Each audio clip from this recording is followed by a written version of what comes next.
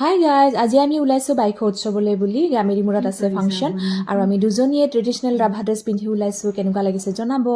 আৰু ইণ্টাইম সিদ্ধাৰ্থও আহি পালে। আমি এতিয়া গুৱাহাটীৰ পৰা যাবলৈ ওলালোঁ আৰু চাই থাকক আমাৰ এই ভিডিঅ'টো। আমি গৈ থকাৰ পৰা ফাংচনলৈকে আমিনো কি কি কৰোঁ, কেনেকুৱা হ'ল ফাংচন, গোটেইখিনি বস্তু আপোনালোকক দেখুৱাব চেষ্টা কৰিম। আৰু সিদ্ধাৰ্থে আমাৰ কাৰণে কুৰকুৰে আনিবলৈ গৈছে দেই। এতিয়া আমি জুবলি আৰু মই ফাংচনত গ'লে বা ক'ৰবাত গ'লে গাড়ীত মানে কুৰকুৰে খামেই। এনে চাৰিওফালে সিদ্ধাৰ্থৰ এইকেইদিনৰ ফেভৰেট ডাইলগ হয় এইটো।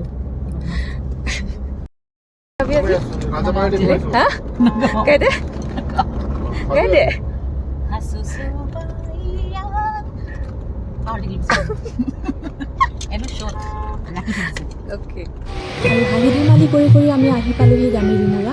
আৰু ইয়াত চাওক ইমান বেছি মানুহ আছে, ইমান আগ্ৰহেৰে ৰৈ আছে। আচলতে ফাংচনখন কালিয়ে আছিলে, বতাহ ধুমুহাৰ কাৰণে কেঞ্চেল হৈ গ'ল আৰু আজি দিনৰ 4টাত ইভিনিঙত তেখেতসকলে ফাংচন দিছে। চ' এয়া চাওক মানে ইমান বেছি মানুহ। বাইদেউক চাব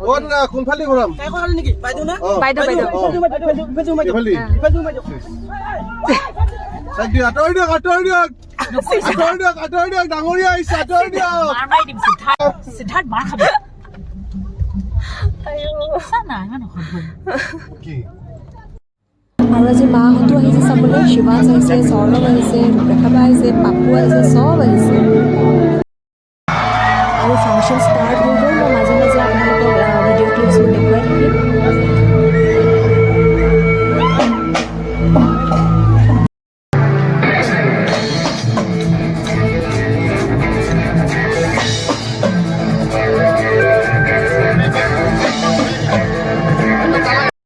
মাজতে এপাকত আহি চুলিখিনি বান্ধিও ল'লে। ষ্টেজত গৰম আছিলে আচলতে।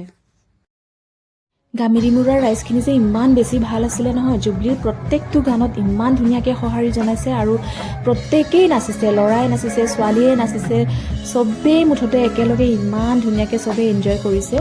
চ' বহুত ভাল লাগিলে আৰু খুব বেছি এনাৰ্জেটিক আছিলে তেওঁলোক।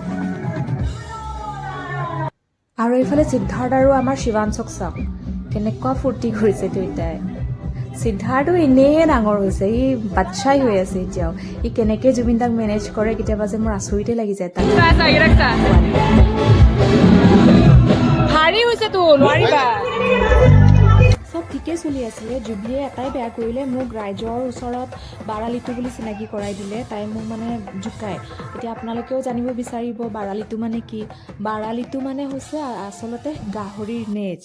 আৰু আমি মানে যেতিয়া মই লুডু খেলোঁ তেতিয়া কি হয়, তাই পিছ পৰি থাকিলে মই কওঁ তই আজি হলি আৰু বাৰালিটো মানে আচলতে আমাৰ তাত কি হয়, মই সৰুকালৰ পৰা আশে পাশে আমাৰ ছাৰাউণ্ডিং ৰাভা বড়ো তেওঁলোকৰ মাজতেই ডাঙৰ হৈছোঁ ন। তেওঁলোকে মানে পিছ পৰি থাকিলে বাৰালিটো বুলি কয়।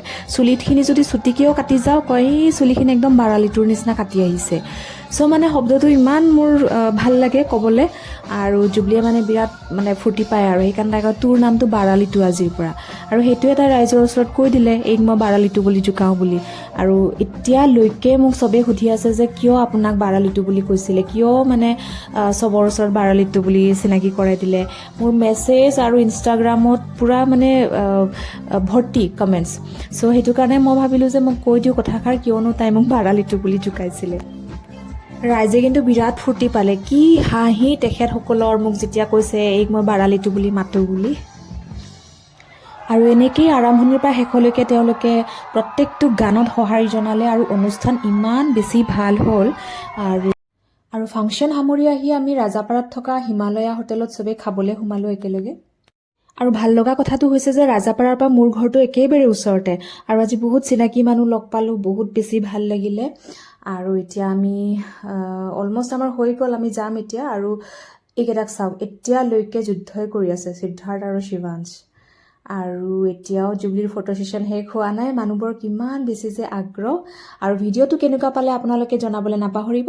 এতিয়া আমি গুৱাহাটীলৈ যাবলৈ ওলালোঁ আৰু বহুত বহুত থেংক ইউ আপোনালোকক ইমান বেছি মৰম দিয়াৰ বাবে। থেংক ইউ ছ' মাছ।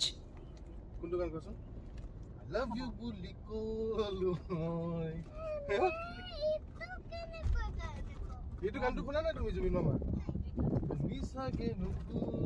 ঘৰ